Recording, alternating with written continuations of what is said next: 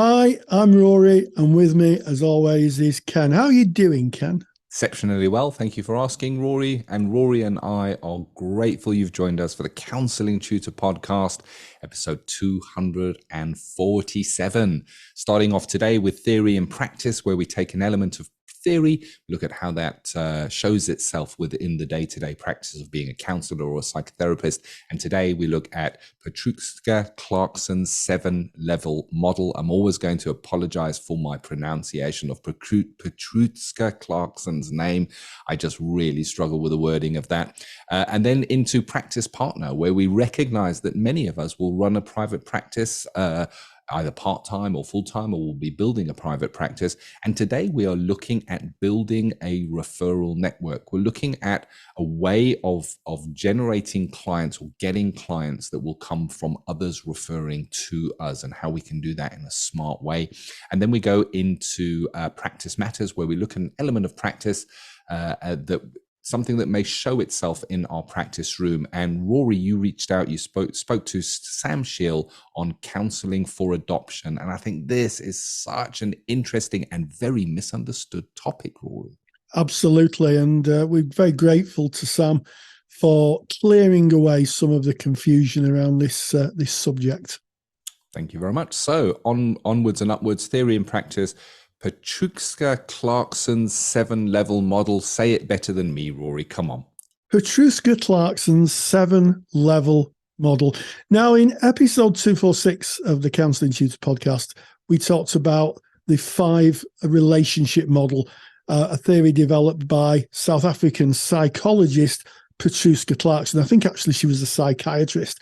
And to expand on that theory, we're going to look at the 7-level model, and it is a part of an integrative psychotherapy or counselling model. So let's first look at the 7 levels. It's not hierarchical.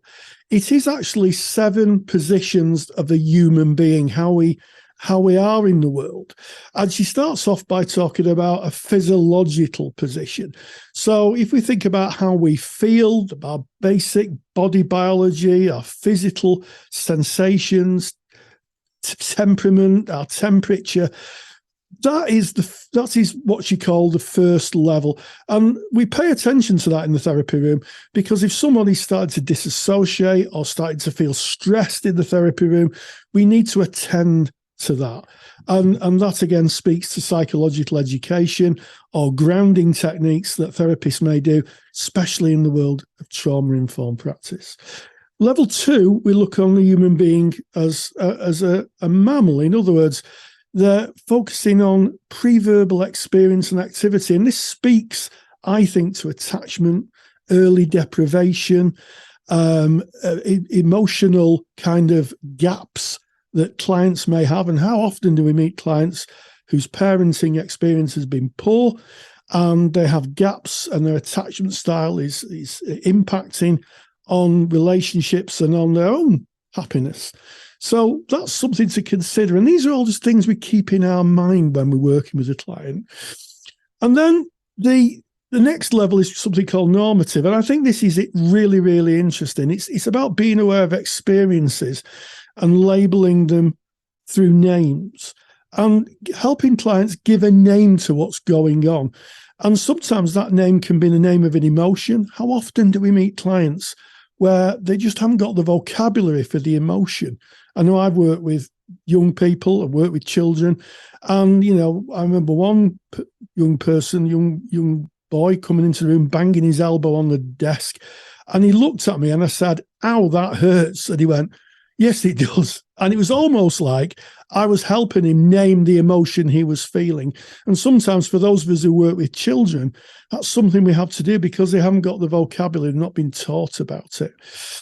Level 5 is the relational or the rational. Humans are regarded as thinkers, make sense of the world, examining cause and effects. And I think, although we work on an emotional level, there is a part for cognitive work. And we can see where the integrative side's sliding in now, where we're looking at more cognitive. Obviously, cognitive behavioral therapy is about asking people to think about the situations they're in. Can we see how that's sliding in? very nicely.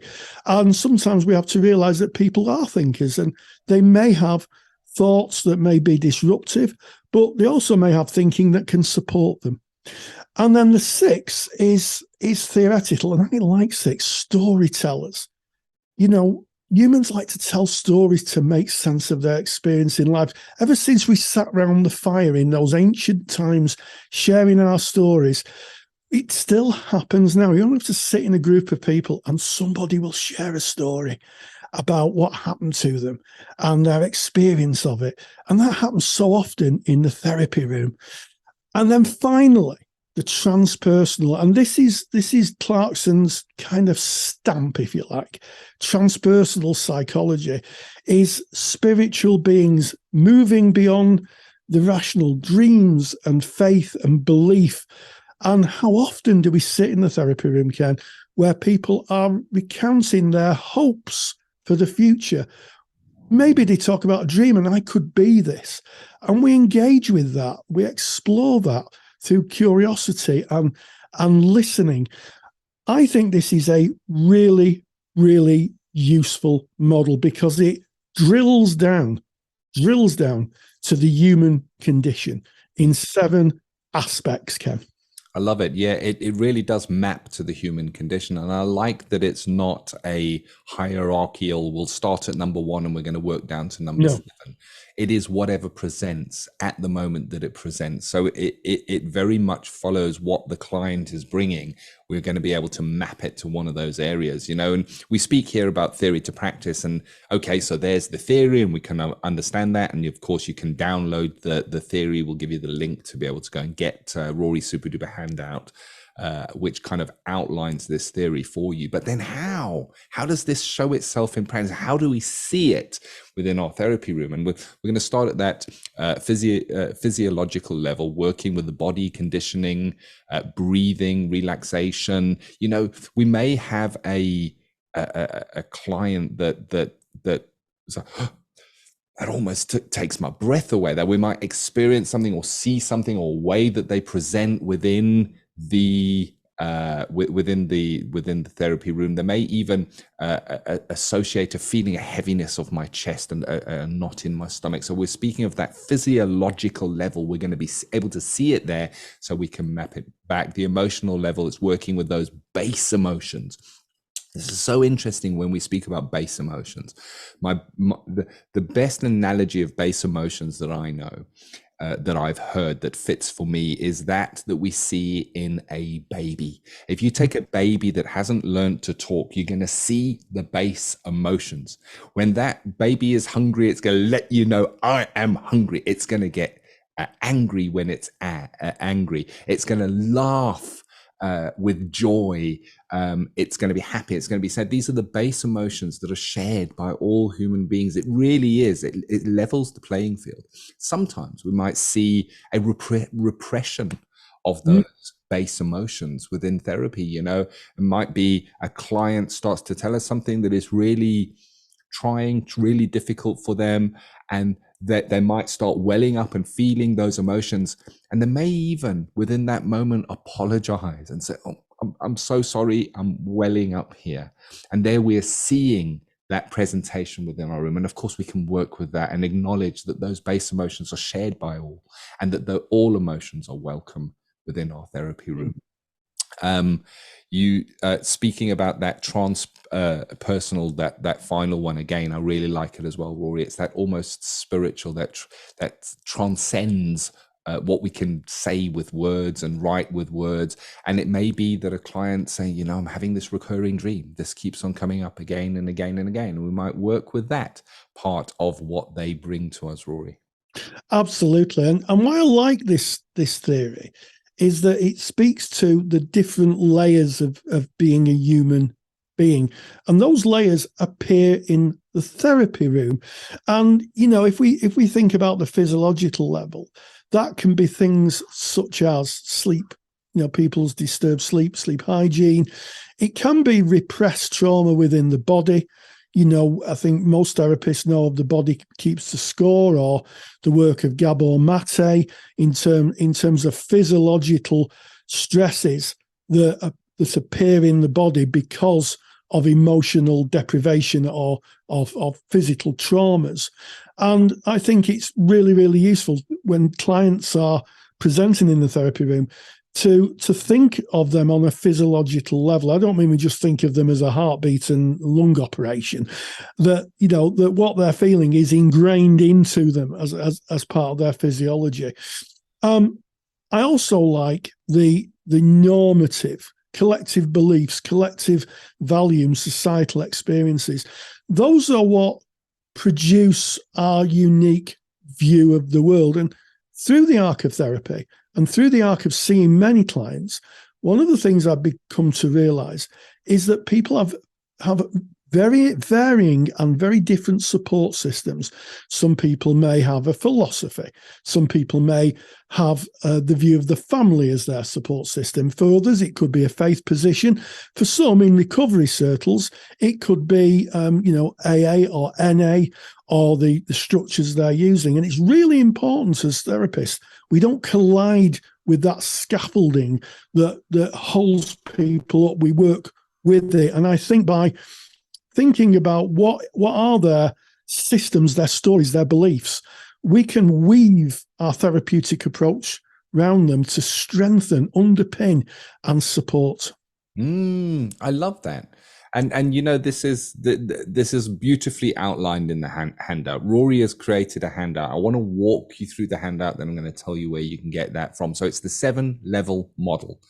And it starts off speaking about the origin of the term. So you have a little bit of history, the ethos of the concept, and then the actual 7 levels themselves, what they are, nicely described. But then Rory has taken the working part of it as well. So this is theory to practice and outlined what you might see and what you might expect in practice. There's similar models that are for comparing and contrasting if you are a student, mentioned in the handout as well. And of course, everything is referenced. So if you are doing an assignment, you can use the references that are there as well. A little bit of history about Petruska Clarkson.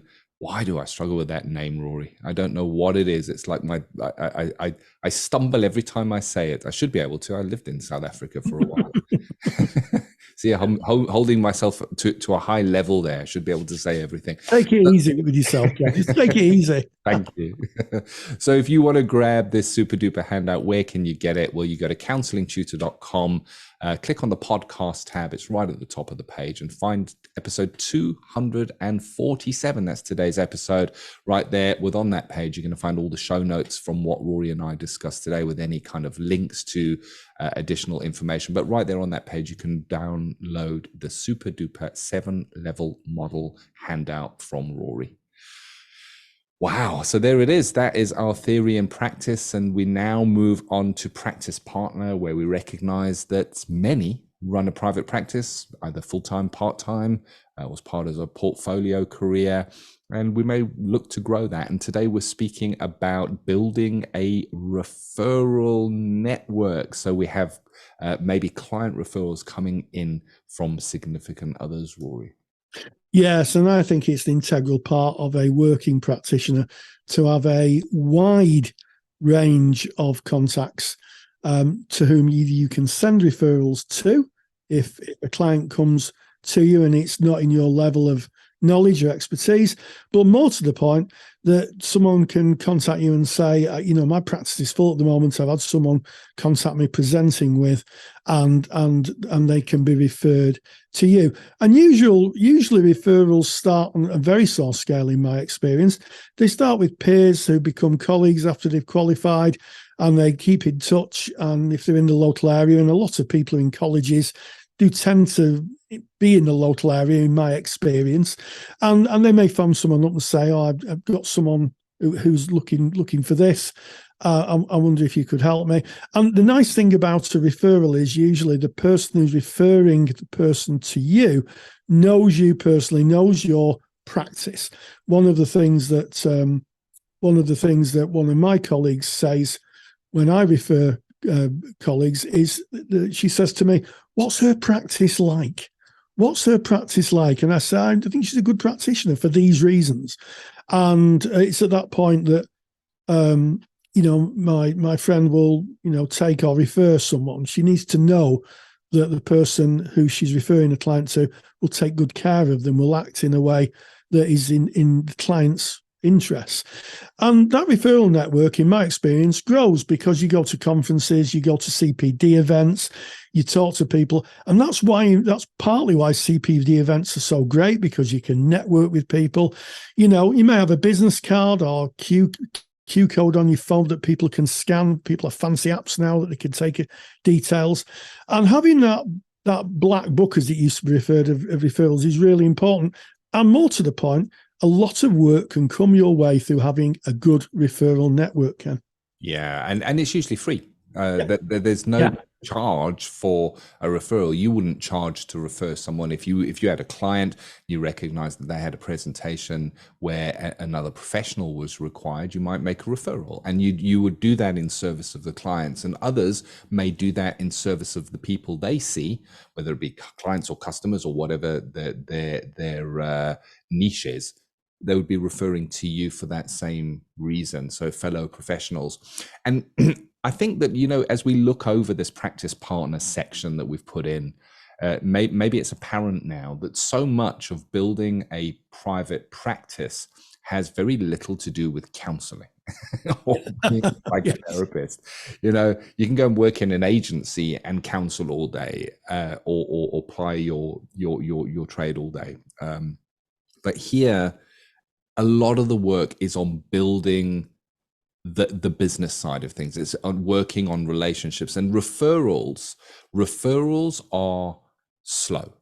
They take time. Developing a referral network requires trust. It's not a quick win, but it is one of the most powerful ways to get clients, because once you've opened those referral networks, fellow professionals are referring to you because they trust you.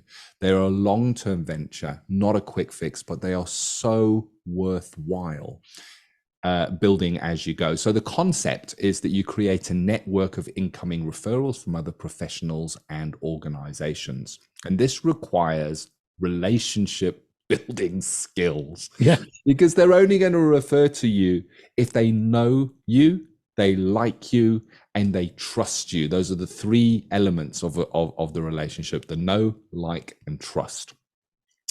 Networking, targeting local, national professionals or organizations that may be able to refer to you, or that you may be able to refer to.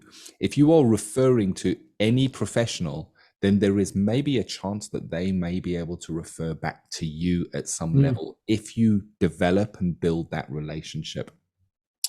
So often requires you to refer outwardly first to others. So this is a reciprocal way of getting clients, not a let me introduce myself, here's my card, this is who I am, refer me the clients. It's reciprocal. It's more likely that if you refer out, that the referrals will come into you. So it's where to target, and you've already mentioned some excellent ideas. So if you're looking to generate referrals, and I think that this is a career-long venture, we're always looking to develop referral relationships. We can start with local agencies, professionals, and organizations, telling them who you are, telling them what you do, just making contact, finding out who the contact person is within their organization, asking them about their referral pathways into their organization. Maybe there's forms that need to be filled in. How if you were referring someone on, might you refer them?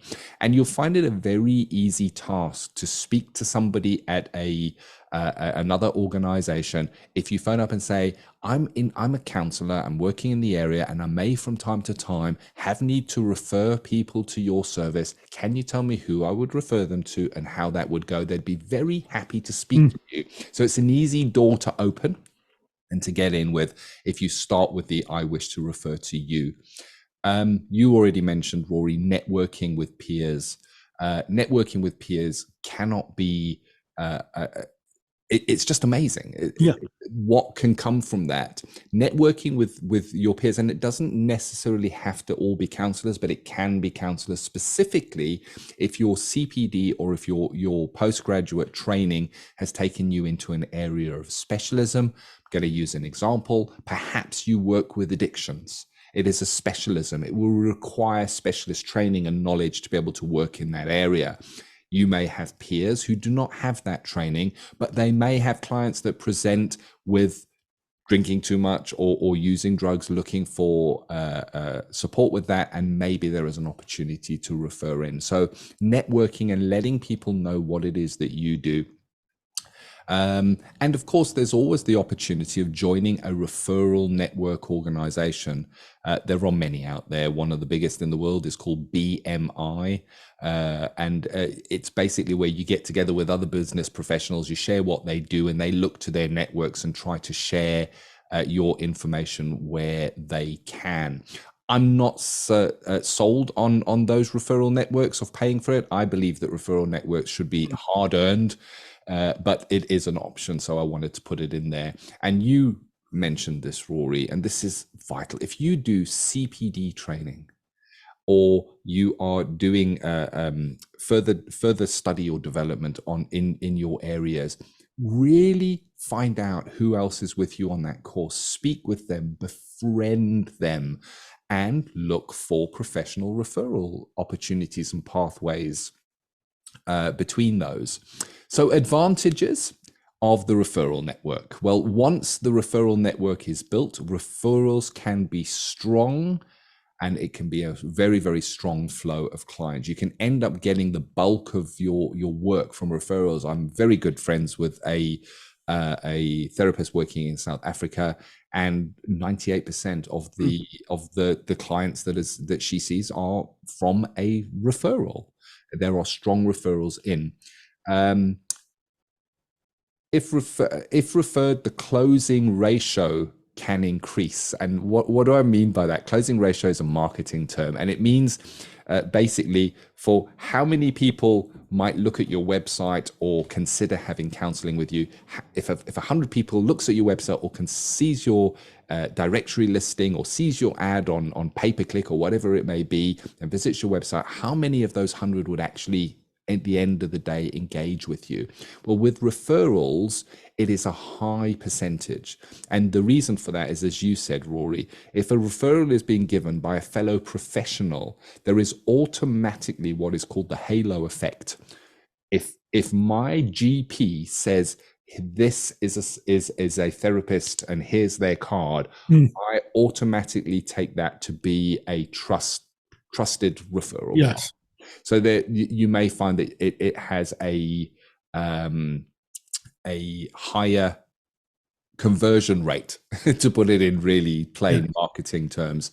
And then disadvantages is it is slow burn in the beginning, no referrals. You might find yourself working hard, making referrals out and just not getting anything in and going, hey, this is not fair. But that is the nature of referrals. It is about building relationships, and they take time. It can be difficult to make the first contact sometimes, to be seen, to be taken seriously, to speak to the right person. One of the disadvantages that the person you can build a relationship may change. They may change posts, they may move out, and you may lose the contact with that person. So you can lose a loss of a hard-earned relationship. So it's sometimes a good idea when you are making those relationships to see if you can extend that within the organization once you have got a foothold and started the relationship. And I think one of the disadvantages that is really worth stating here is beware of overdependence on referral from one particular source. And the reason for that, if you have 90% of your work coming from one particular source and something happens to them, they close down, they move, or something disrupts that, they change their policy and they're not able to refer to you anymore, you lose so much in one go. I guess it's the don't put all your eggs in one basket.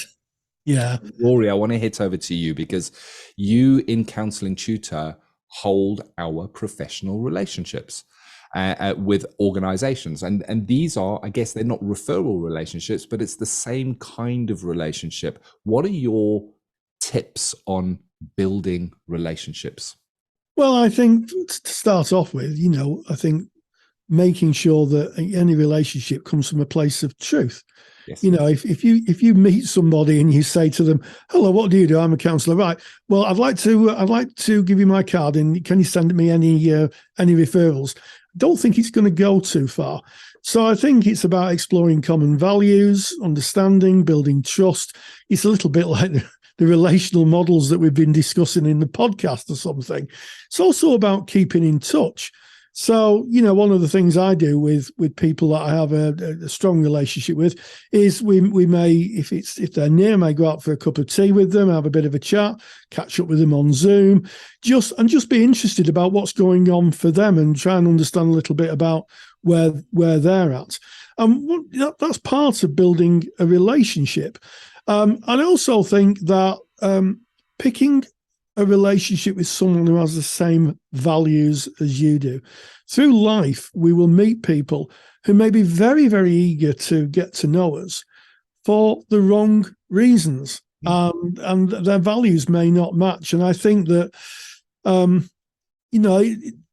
don't think you can say too much about making sure that when you have a long-term relationship, someone's values, you don't have to align precisely, but have the same kind of world view, and that sustains relationships very, very well.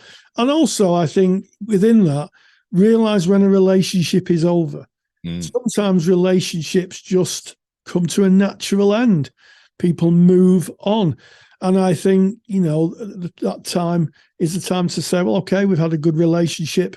In terms of referrals, it's been really good, but some things obviously changed on that other person's side. Maybe it's just time to move on. Don't keep pushing a relationship where you're not getting the same back, and just enjoy it. I think just meeting up with people is a bit of a joy, really. You could have a bit of a chat, a little bit of a bit of a moan, as we say in the north of England. Have a bit of a moan, and chew the fat a bit, and you'd be surprised how much reciprocal agreements you can come to. So that would be my observation, and just reach out to people if you're a little bit like, well, what happens if they say no? Well, people are going to say no, but don't be afraid of just getting to know people and developing those relationships. It's a bit of a skill, I think, Ken.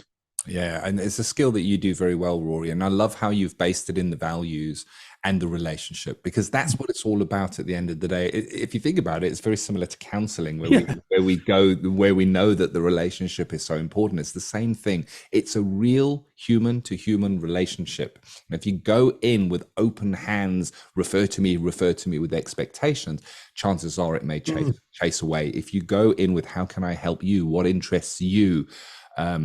I like you for the person you are, and that needs to be genuine, not just put on within the moment. It's about empathy. It's about having a look at what is important to that person.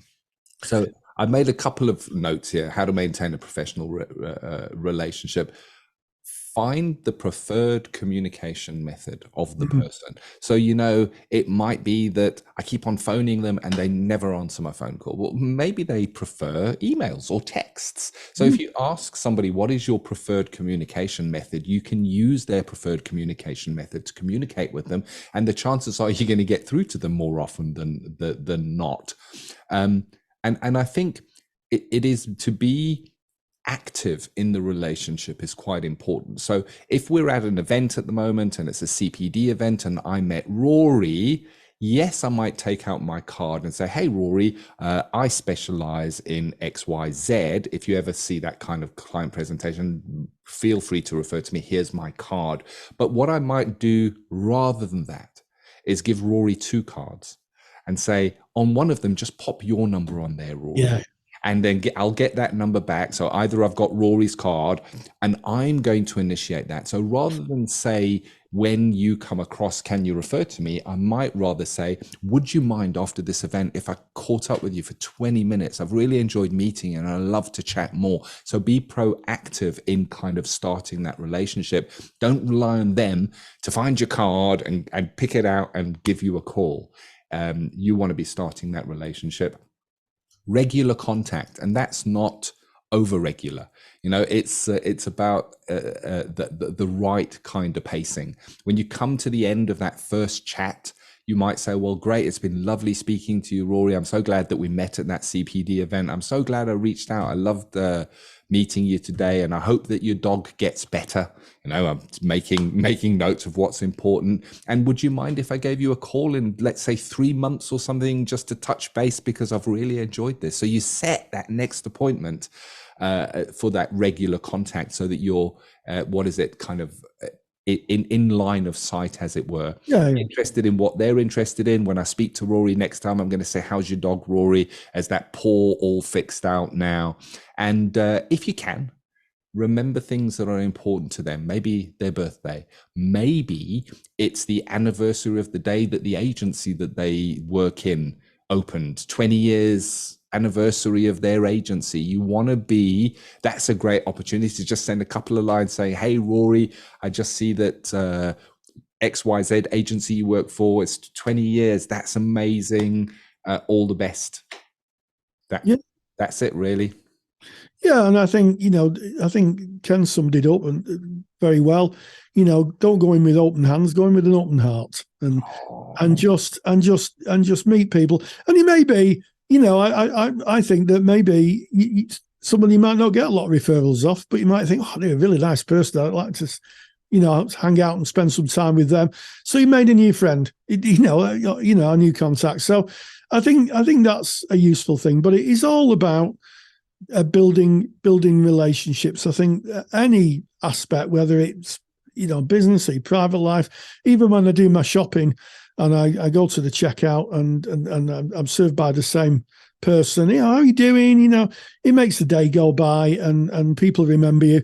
But it's, in terms of business, it's mighty useful because people remember people who are nice to them and people, as Mayor Angelou said, people might not remember what you said, but they certainly remember how you made them feel. And I think if you can make people feel a bit better and, joy to see you, then almost certainly if there is any business or referrals, they may very well come to you first. Love how you summed that up. I'm gonna have that engraved on something, Rory. Go in not with open hands, but with an open heart. What a beautiful way to end today's practice partner, building those referral networks. And we move on to Practice Matters, where we look at an element of practice that may come up in day-to-day running of therapy. Rory, you spoke to Sam Shiel on a really, really important topic, very misunderstood. This is well worth paying attention to. This is about counselling for adoption. Absolutely. And I've been pursuing an interview with someone who is a registered adoption counsellor for a number of years now. And I was delighted to catch up with Sam Shiel, who talk about being a registered adoption counsellor and a little bit about the law, one of the few laws that govern counselling and psychotherapy.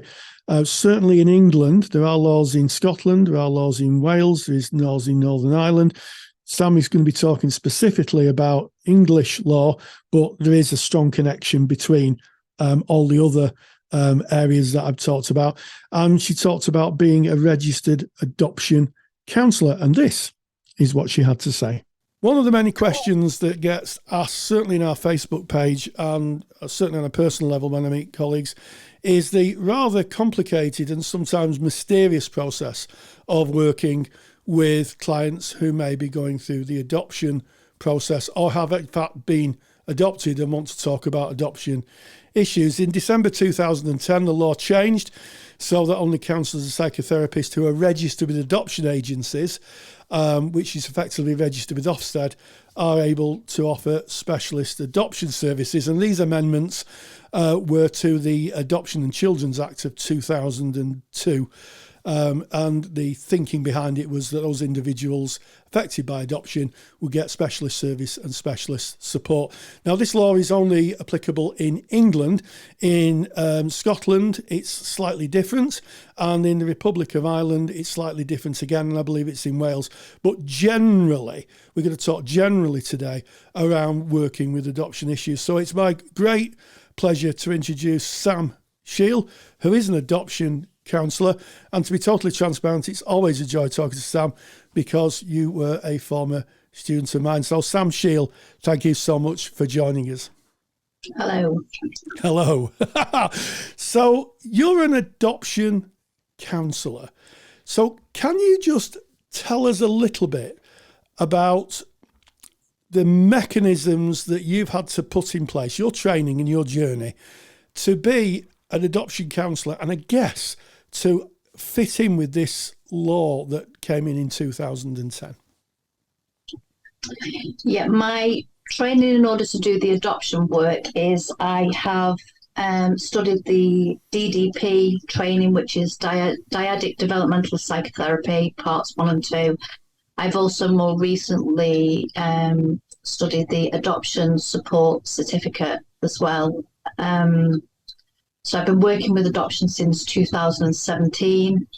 I've done lots of CPD and training around trauma, developmental trauma, attachment. Part of those are covered in the trainings that I've mentioned earlier. And then there's been additional CPDs where literature I've read, gaps that I've plugged, where I feel like further learning's been required.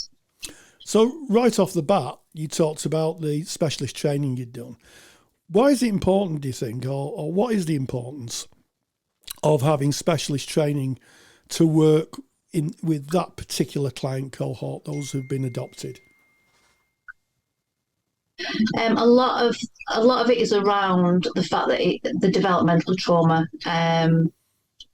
There is lots of literature on the primal wound as well. A lot of the trauma can happen at the preverbal stage as well. So it's not kind of typical counselling where it's explicit memories that clients are talking about or bringing to the session.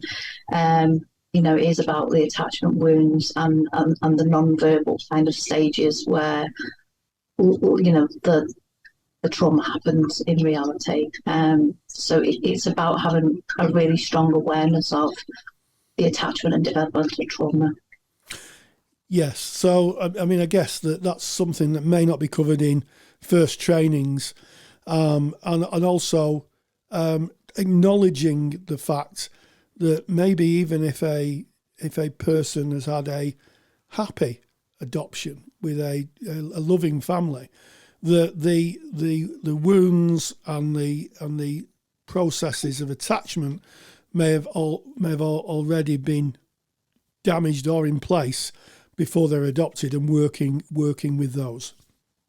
Yeah, absolutely.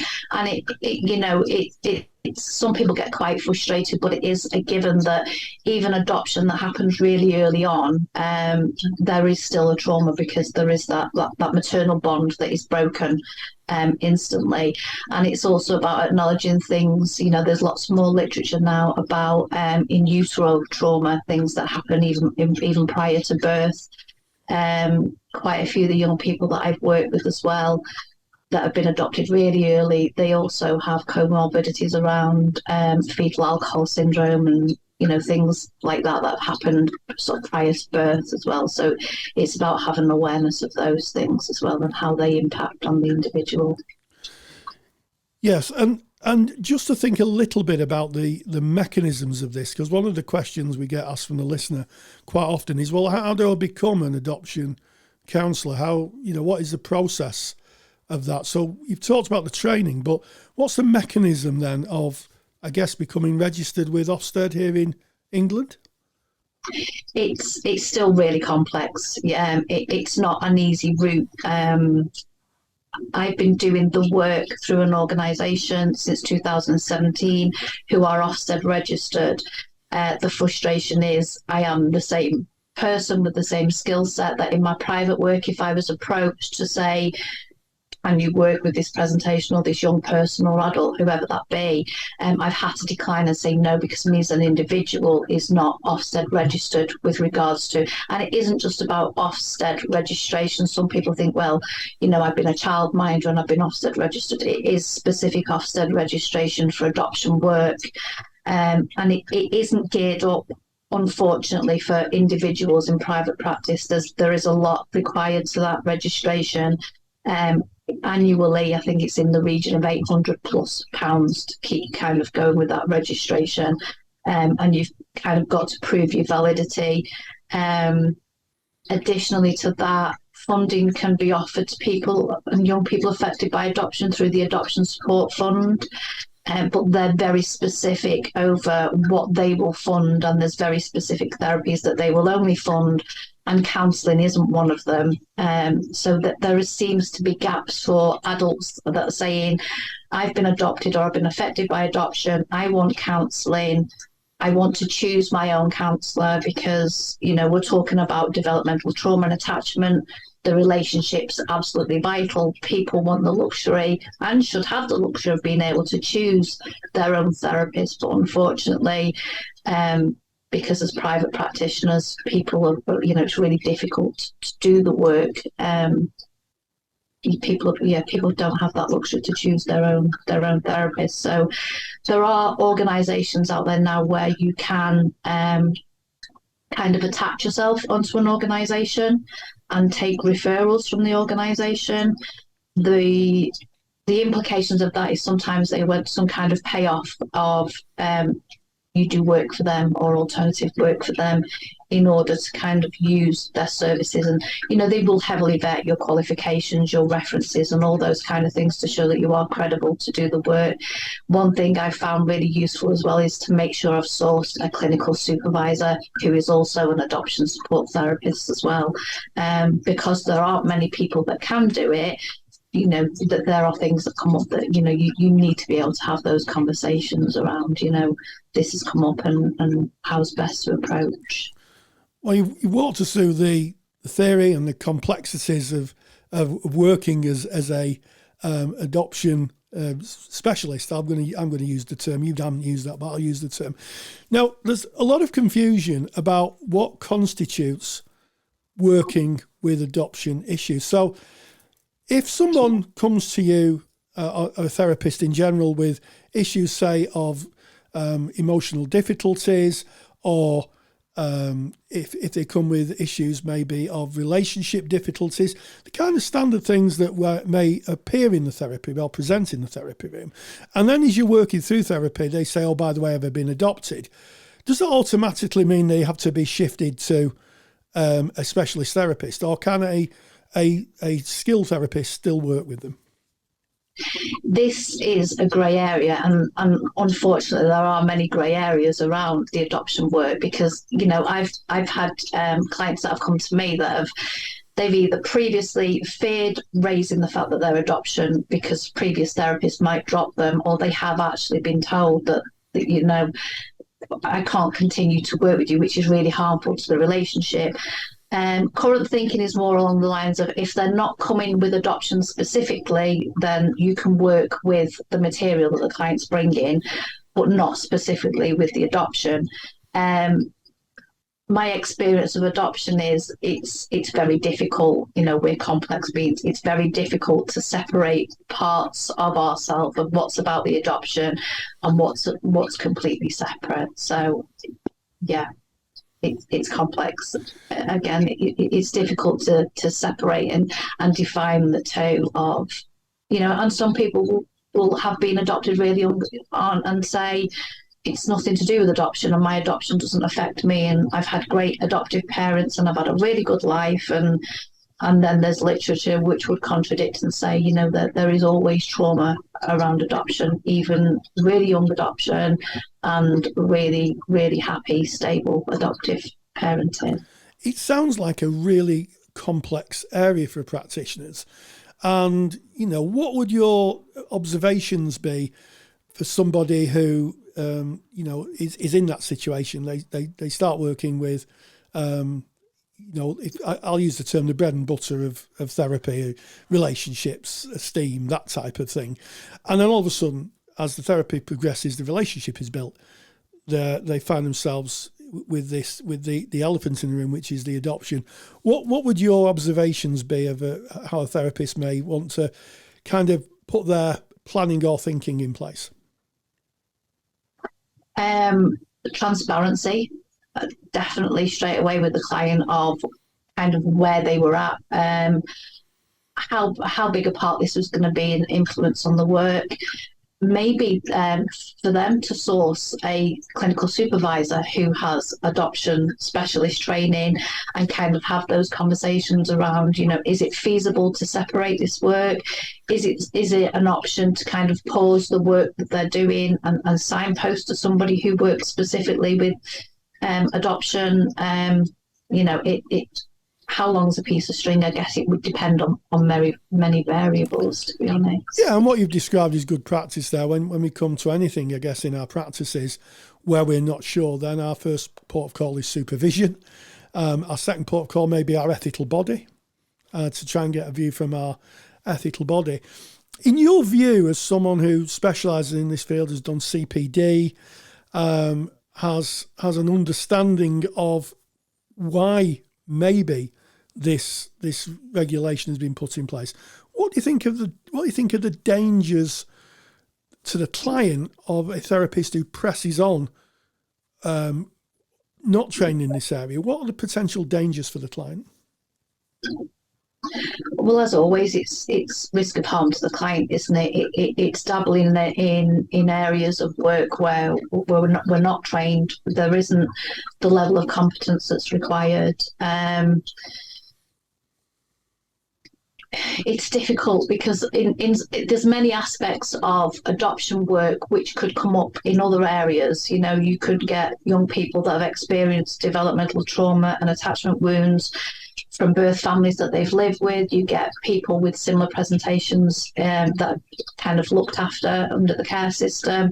But there's also the additional complexities of relationships with birth parents, which may or may not continue, as well as complexities around dynamics of adoptive parents as well, and blocked care and blocked trust and all those kind of things that can evolve. So yeah, that as always, there's always, with the best of intentions, and I can understand why counsellors will think it would cause more harm to sort of refer on when we've got so far in the work, and because the relationship is pivotal. But yeah, it's about the risk of all the other sort of background dynamics and things that can play out as well. Well, as we come to the end of this interview, Sam, it seems to me there's no easy answers to this, either from a training perspective or from a therapeutic perspective. It feels to me that this is very much something that we must, if that presentation appears in our rooms, we need to think on our feet and have maybe some form of plan or process in place where we can do the appropriate reflection and the appropriate referral if necessary. Do you think, or I wonder what your observations are about, are there going to be any changes to this? Is there any kind of future developments that you see within adoption work that may be coming into place in the near future? I mean, yeah, you've summarised it amazingly. It's a huge grey area, and one of my personal frustrations is that it is about the autonomy of the client and being able to choose their therapist that they feel. It's infuriating that there's a whole client base there that don't have that luxury.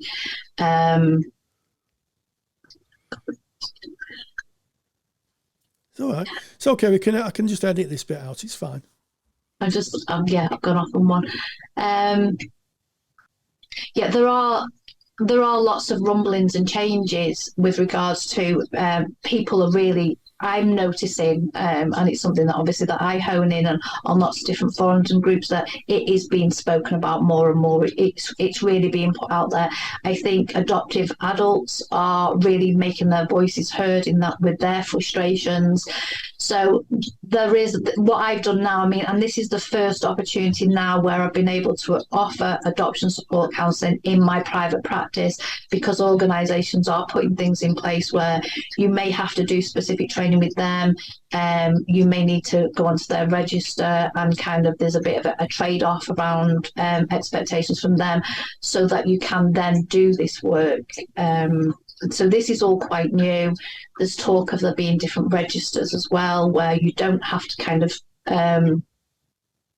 do the trade-off of the work and things, but that's not coming to fruition as of yet. So there is movement, but considering the law was changed in 2010 and it's now 2022, it's not a lot of movement in that time frame. It's been really restrictive for such over a decade, but hopefully, the more people are talking about it, the more people are challenging it, the better, really. Well, all it goes for me to say is thank you very much for giving us this peek into your practice. It's a fascinating, developing area, and I'm sure that those people listening will have probably more questions than we have possibly answered in this interview. But it just remains for me to say, Sam Shiel, thank you so much for joining us today. Big thank you to Sam Shiel. Big thank you to you, Rory, for reaching out and holding that all-important interview. I love making the Counselling Tutor podcast because I learned so much. I should write down as my CPD, making of Counselling Tutor podcast, put it on my CPD log. You have joined us, and thanks for listening to the Counselling Tutor podcast. This has been episode 247. Yes, we started off with theory in practice.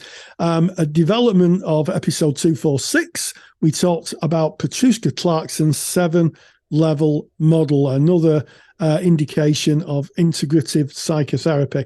We moved then on to practice partner, talked about building a referral network and how to get referrals, clients to you, and you might refer clients to others. Really important part of being a practicing therapist. And then finally, practice matters. I caught up with Sam Shiel, and she talked about being a registered adoption counsellor.